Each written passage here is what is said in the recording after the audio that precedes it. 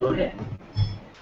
Hello and welcome to another edition of Ephlux Insights. My name is Babar Khan. I'm the entrepreneur in residence and co-founder of this initiative. We've got James Touchi-Peters. Maybe mispronouncing that slightly. I do that a lot. And he is the CEO of the Netropolitan Club, the first ever social network for the elites. And again, that is way off from what the tagline is.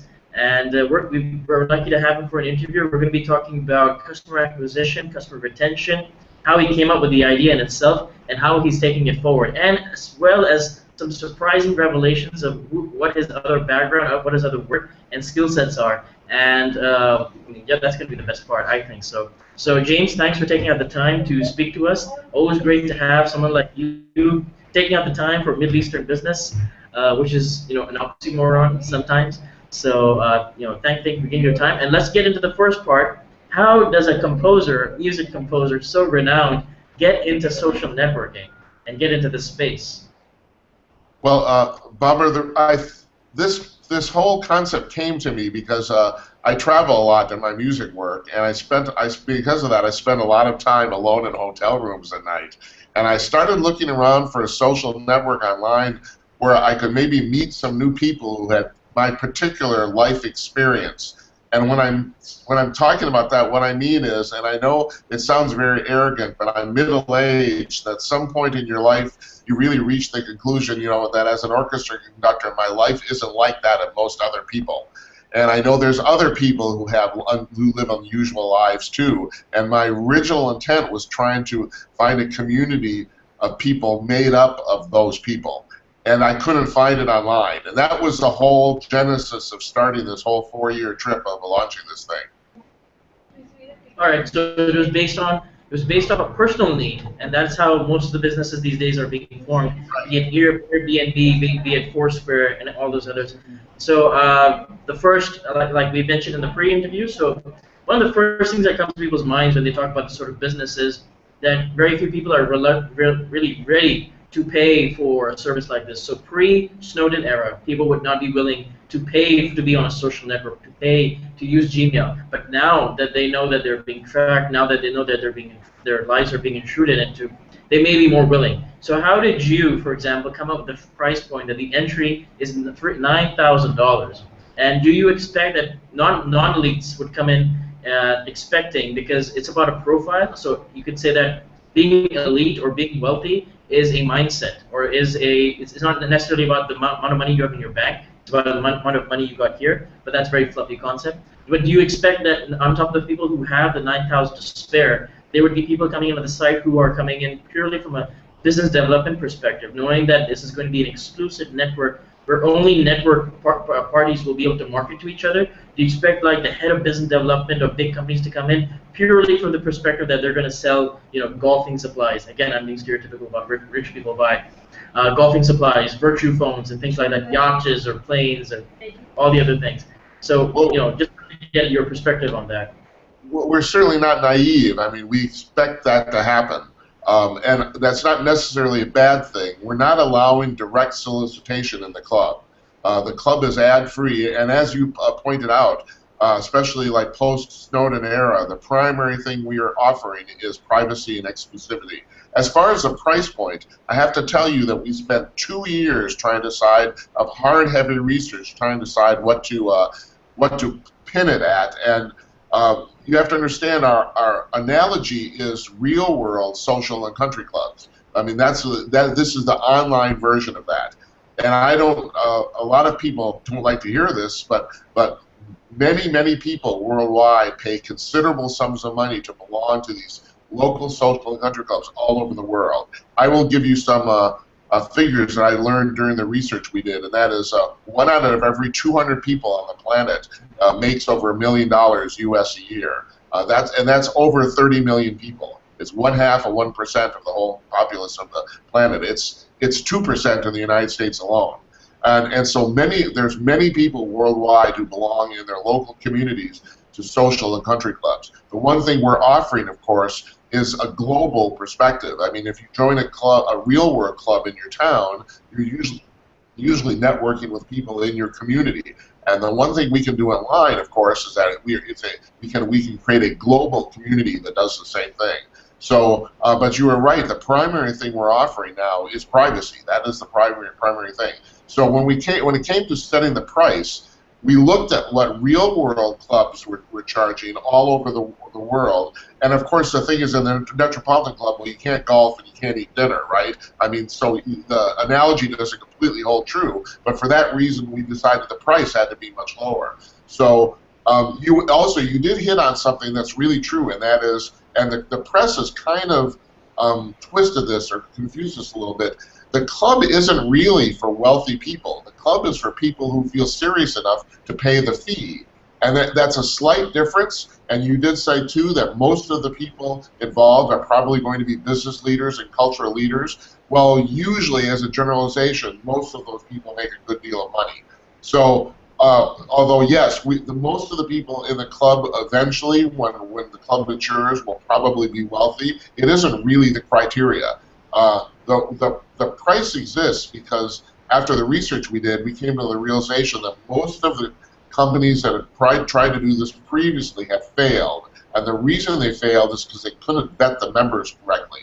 But the problem is, on a global basis, you're dealing with laws in different countries, you're dealing with different privacy issues that are cultural, that sort of thing. So if you're going to try any subjective level to vet the membership, usually you run into a roadblock. Not to mention the fact it's completely not practical at all for those very reasons. So we came to the conclusion that the only way we would vet members was the fee. If you pay the fee, and as long as you don't act like an idiot inside the club, we're happy to have you. We really don't care what your background is. So does that answer your question? Yeah, it does. Thanks for that. I was just talking about this with one of my investors earlier today. LinkedIn used to have this amazing appeal to it. It used to have, well, it's free for one thing, but it used to have this amazing appeal where people will go there for business development opportunities. But now it's come to the point where, people have, what I would say, they're misusing it considerably, and that's something that they've been having a very hard time as LinkedIn in terms of cutting down the spam, cutting down the fake users and things like that. I imagine you will not have that problem because the entry fee is so high. I don't think people will be misusing it to that degree. But what kind of problems do you suspect would occur initially, or the challenges you would face initially with this particular venture? Well, the one problem, in light of the ones you were talking about, like with LinkedIn, is that when we opened 2 weeks ago, we have seen a fairly large amount of credit card fraud. But that said, we've now come up with a system to basically eliminate that problem. We are now, I know this is very old school, but it seems to be working. We are now, when you apply for the club, we send you the club information via Federal Express. We send it ground. We don't actually transmit it over the internet. And we send it only to the billing address of your credit card. And so for that reason, we've now pretty much completely eliminated that problem. Most of our members, we expect in the long run, will be older, and I would actually say that's actually true already. And so they're not the least bit uncomfortable with mixing like online and real-world methods. And so I think we're going to continue on this path. It seems to be working very well for us so far. I agree. I had spoken to one of the first people I'd spoken to for Ephlux Insights was Jeff Hayden. He's famous for having created the 1984 ad for Apple. And what he brought up was that he's kind of frustrated in terms of the digital space. He's kind of frustrated that why aren't people focusing on the baby boomers, the people who can work between old school and new school technologies and marketing systems, but still prefer direct mail, direct marketing. So your sort of pitch there, people find this novelty, or you can even tap into the hipster market, the wealthy hipster market, who like the idea of sending snail mail to each other, which has really helped the post offices in various parts of the world that people are part of the hipster movement, where they'll write physical mail, find out, oh man, handwriting's become so bad.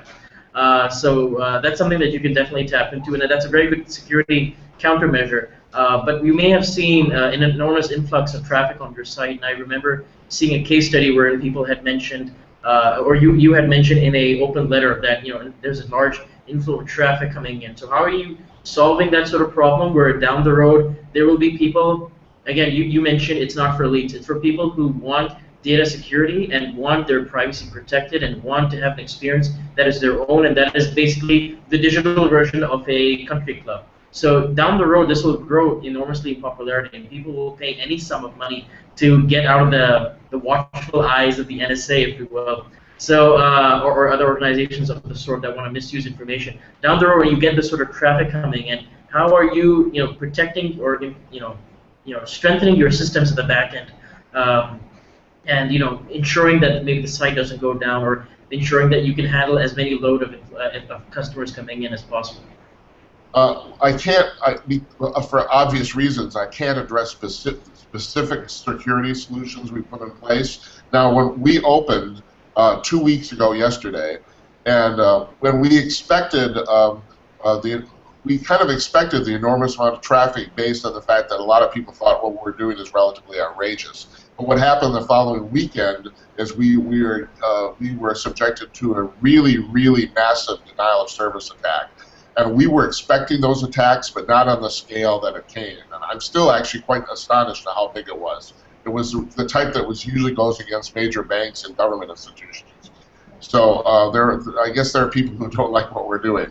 So we took both the sales site and the club offline for four days to retool it for additional security measures. I can't tell you what those are, but and of course the other thing is, and we have to put this in our terms of service. We can't get, it's the internet. We can't guarantee security, unfortunately. I mean, we do our best. We're trying. One interesting thing about the club itself that I should point out from a programmer's standpoint is that we're never going to have a huge amount of people just because of the nature of the way the club is. As a matter of fact, we're even thinking at some point we might even cap the membership and no longer take members. We've even thought of that. We know what that figure is. We're very far away from it, but we've kind of set that up already. But so for that reason, the actual server demands to run the club aren't that huge. The security issues are what are actually add enormously to our cost. I know this sounds ridiculous. We're charging people $9,000 to join, but there is no advertising. The membership fee is our only source of income, and running these websites, because of security concerns, cost way more than people might think. So no, I'm not taking $9,000 and stuffing it in my pocket every day. That's not happening.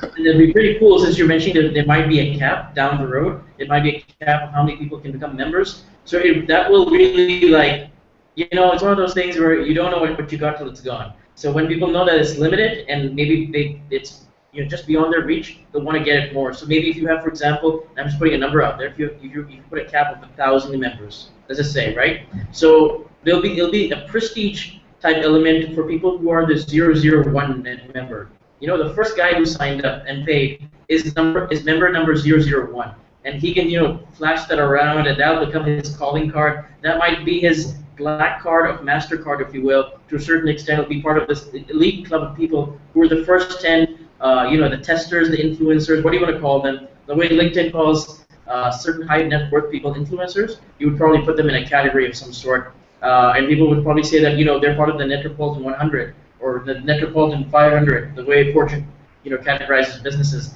So that's something, because of that exclusivity level, people will have this concept that they need to be in that, at least in the top bracket, or at least in the middle bracket, or at least in the 500 bracket. So it's one of those, it's one of those things where, I go to the club where Mark Cuban goes, or I go to the club where Richard Branson goes. That becomes the distinguishing factor that allows you to brag. And we're in that era where people want social or even in-person currency. So social currency can be anything from you're getting likes or any kind of validation that you're getting. You're getting likes, comments, validation from various people saying, "Wow, you are impressive. You are so cool." I mean, no one really says, "Wow, you're impressive," but I'm bringing it all together. This has obviously all occurred to us, but the reality for the possibility of capping the membership is literally just so the community runs better. I mean, you brought up LinkedIn, and kind of what you said was kind of the inference of that maybe that whole thing's kind of going downhill. I remember talking to a Russian programmer 20 years ago when I first started in this business myself, and I remember him telling me, he said he worked on, I don't know if people remember this, BBS systems. I mean, this is like 25, 30 years ago. That was before pre-internet, actually, where there were people would set up communities kind of online that you dialed into. It was kind of sort of thing. But I remember him telling me that he programmed these things. He was a specialist. And he said he'd never seen one that didn't eventually completely go to hell. And I've taken that to heart. Basically, if you look at the short history of the internet, almost every community eventually collapses under its own weight. And so we thought that by limiting the membership, we might be able to avoid that happening. Yeah, I mean, from a community standpoint, I know the $9,000 fee sounds ridiculous, but it's a really solid way to build a solid, long-lasting community, and that's what we're thinking. And I do believe like this would be an enormous managerial shift, because you come from a background, and we had discussed this earlier, so people often think that people who have STEM degrees are left brain, and people who are musicians are right brain. That's a myth. Just so everyone knows, that's a myth. I've read the papers. There's no such thing as left brain, right brain. But just to give us a context to generalize on the two. You're right. Yeah, my apologies. I forgot that you and I talked about this previously. Yes, I've had a small software company for 20 years that I've run concurrently with my music career. And like you pointed out, people who aren't musicians have a hard time comprehending this, but I know a lot of musicians, especially serious musicians, classical musicians, and jazz musicians who are computer programmers. There is something about the mathematics of music that seems to lend itself to easily learning programming. And so this is like I said, this is actually not my first day at the rodeo, even though most people probably never heard of some of the stuff I've done previously, so I don't bother to bring it up. But I've been working in this area for 20 years now. The real interesting thing has been the pattern of short history, because history essentially kind of keeps repeating itself, but no one seems to notice, which I find kind of fascinating. So it's been an interesting ride for sure. It's actually, people do look at history, but as long as that history validates something that they want to prove as a point, that's usually how these sort of things work. People say, oh, you know, that thing happened, and what I'm saying is connected, so therefore I'm right. But they don't like to look at contradicting opinions, which is the major problem in education these days. But sort of the point I was getting to was, which thanks for bringing that up, was that like a few minutes ago I was talking to one of my investors, and what a fundamental problem that we see with our clients, and for me clients means social digital agencies that we provide digital business strategies to. What I usually find, and this is not a business problem from a customer perspective. Businesses do this with their customers. They do this with their employees. They do this with their suppliers. You will see ads that are focused on ads and communication from various businesses that are focused on acquiring customers, but not so much as retaining them. So Facebook knows that people are dropping off and deactivating their account, and they're not doing anything about it. They're not reaching back. They have all their data, and they're not reaching back to those people and saying, we're sorry you had this bad experience. We will change our ways. Please come back to us. They're not doing that, but what they are doing is they're putting out ads everywhere, and they're targeting people who have not signed up and saying, please come to us. So they want to get into a relationship, but they don't want to get married. That's basically their problem. And without that commitment, people get really turned off. And there's also the fact that, for example, people get turned off around the idea that, okay, Facebook can make the excuse, or any of the social networks can make an excuse that we simply don't have the time and resources to improve our service in a way, or innovate in a way that would make us more efficient. But they can see, people can see, like anyone can Google right now, Facebook market value, it's something in the billions, and they're not reinvesting that money to give a positive customer experience that is more rewarding. So what you're saying is quite unique from the perspective that you actually have a cap in your mind, that when I hit 1,000 users, when I hit 1 million users, I'm good. I'm not greedy enough to say that, okay, I've hit 1 million users, I want 10, I want 15, I want 20 million people. I want more people than is possible to become my users. It's nice and refreshing to know that you actually have a cap in your mind about the number of people you hit, and it's not based on anything, just based on the fact that you want to give your users a very personalized and very dedicated experience when they're on the platform, as opposed to going haphazard all over the place. Oh, now we've got 10 million people, now we've got 15 million people, and we're stuck. So that's a very refreshing change, and I applaud you for being one of the few people in the world who are thinking this way, alongside people like Sasha Strauss and the owners of Southwest Airlines, which are quite famous in this area. When they reach a certain number of people who have applied for a ticket, they stop taking in any more pre-orders or prospective orders. They just stop at that point, and then they reach out to those people who have either browsed their site or showed some sort of interest to purchase a ticket, and that makes a huge amount of difference because it's about one of those things where if everyone's doing one thing and you're doing something slightly different, you will be more memorable, and that's pretty much how the world works, right? And so, thank you for that. It's a very unique approach, and I think people can learn something here. If I can just take a minute to break off, John Urzema is the author of a book called The Athena Doctrine. He's also the chairman of a very large consulting firm in the United States, based in New York, called BAB Consulting. What he's very uniquely known for is he often says that we need to adopt feminine values, or our values of people with soft skills, and adapt that to our business. And if you understand that we're all human beings at the end of the day, you can do things in a business practice perspective that is much better for your long term. So if you take a soft approach and understand people, you can be a better businessman and have longer term customers as opposed to being very hard and very transaction oriented and getting what you want and then walking away. The one night stand approach that most companies take as opposed to the long term relationship approach. So even John Urzema in all his talks, he mentions what you're doing right now. He says that there are people out there who are the right brain, or the right brain emotional people, and they're the ones who are more in tune with what people want and what makes people more happy. So you had mentioned earlier that you started from music and then gone into software, which is very nice. Not nice to hear. I mean, I can imagine that people who work with you or work for you had a very positive employer-employee relationship because you can understand the heart of their issues or heart of their concerns, as opposed to people who start off hard and then go into music and the music doesn't really have any emotion behind it, doesn't inspire any feeling.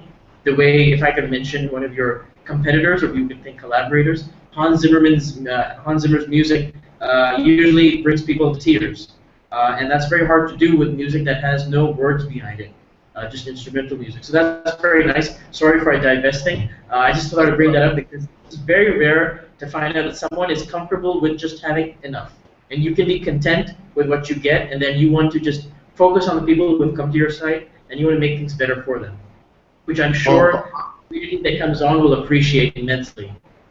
If you think about this, Barbara, like I said, our analogy is real-world country clubs. And I don't know, I've never belonged to one, but I have a lot of friends that belong to them, so I go to them regularly. And those businesses are based on personalized service. Also, real-world country clubs, because of the physical nature of them, have to limit their membership. And there's something about that physical constraint that I think has really benefited them. And so, yes, and I have to tell you, the number, you said 1 million, the number we're talking about is way, way lower than 1 million. I'm not going to actually tell you the number we're thinking of, but it's way lower than 1 million. So, yeah, I don't think we're just taking this analogy of real-world social clubs and bringing it online. And if we're going to do that, we pretty much have to run it the same way. That's the way I look at it. Yeah, great. So, thank you for having that perspective. In this context, I hope you succeed so that people can look at you and say, okay, so there's one example of a guy who went the entirely different way in terms of how he goes about customer acquisition and business and how he manages customer relationships, if we can talk about that way. And hopefully other people will adapt that approach. So let's move into the next part of it. This is, could you tell us about your approach at the launch and currently, and approach in the future in terms of customer acquisition, which is considered to be the hardest part of any social-oriented business?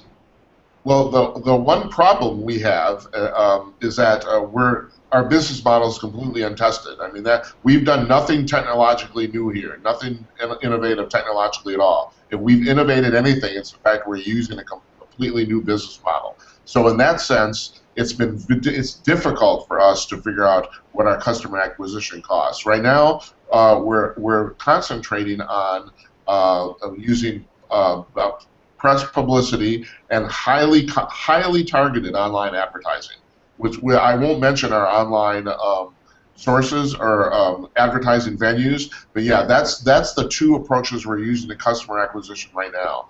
I think in the future, I assume we're going to branch off into offline pulp, for lack of a better term, pulp advertising, because a lot of our, like you brought up, a lot of our members, potential members, are older, and they still read pulp publications like magazines. So I think there's a good possibility we're going to do that in the future. We're even preparing some tests right now.